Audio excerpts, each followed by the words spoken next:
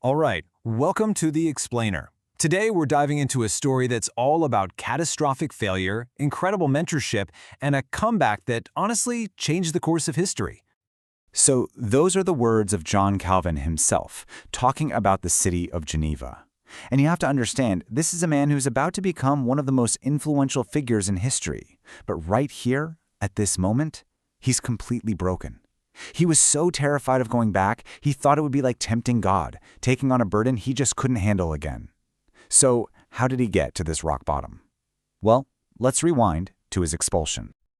Okay, so picture this. It's 1538. John Calvin and his buddy William Farel get kicked out of Geneva, and not just asked to leave, they were unceremoniously expelled. All their grand plans for religious reform, they had just backfired in the most spectacular way possible.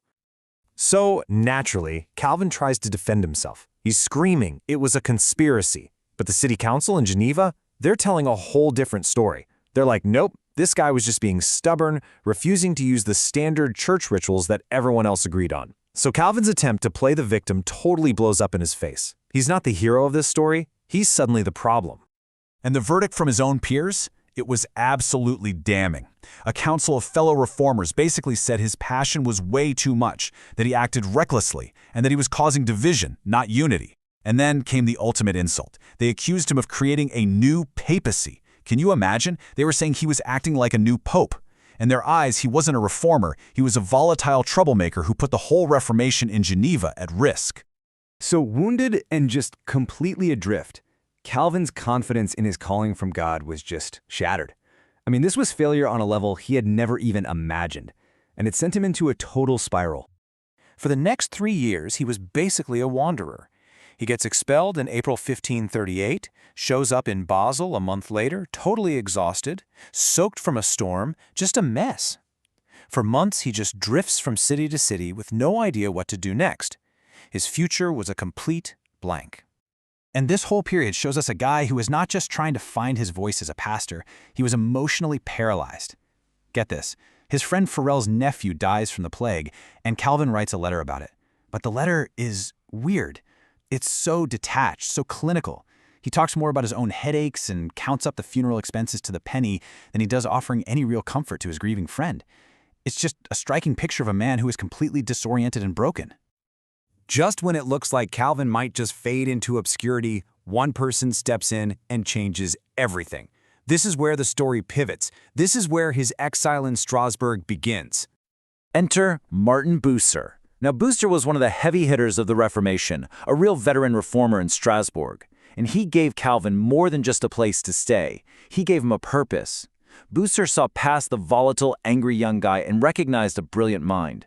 And he basically took it upon himself to mentor Calvin, to reshape him, with the ultimate goal of sending him back to Geneva to finish what he started. So, under Bucer's guidance, Calvin's totally chaotic life suddenly got structure. He was put into this disciplined 4-part routine of a real working pastor. He was leading a French-speaking congregation, teaching at the local academy, and still had time to write. For the first time ever, he was learning the nuts and bolts of what it actually means to build and care for a church, day in and day out. And those 3 years in Strasbourg, they were an absolute game changer. It was this intense period of growth, both personally and intellectually, that really started to transform Calvin from just a hot-headed firebrand into a genuine leader. We also see a much more human side of him during this time. His friends, especially Bucer, were dead set on finding him a wife. And his list of requirements, it reads more like a job application than a search for a soulmate. Super pragmatic. But, despite that, he did eventually fall in love and marry a widow named Idelette de Beret. But hey, this transformation wasn't a smooth ride. Not at all. He was still dangerously quick to anger. At one point, an old enemy pops back up, and Calvin just completely loses it. He later admitted that Vile had taken possession of my mind, as he just raged at everyone in sight, including his own mentor, Bucer.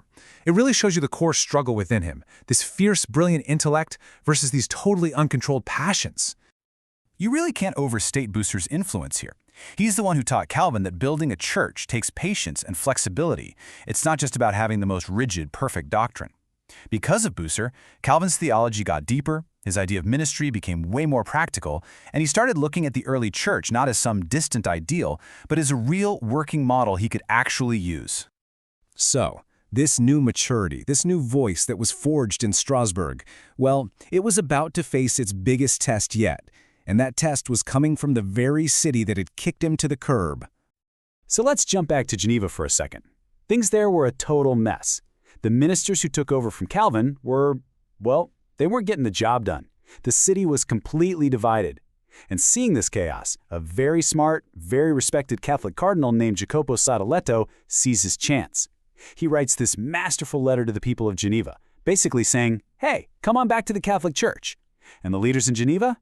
They were completely out of their league. They had no idea how to respond. So in a moment of pure desperation, who do they turn to? The guy they exiled.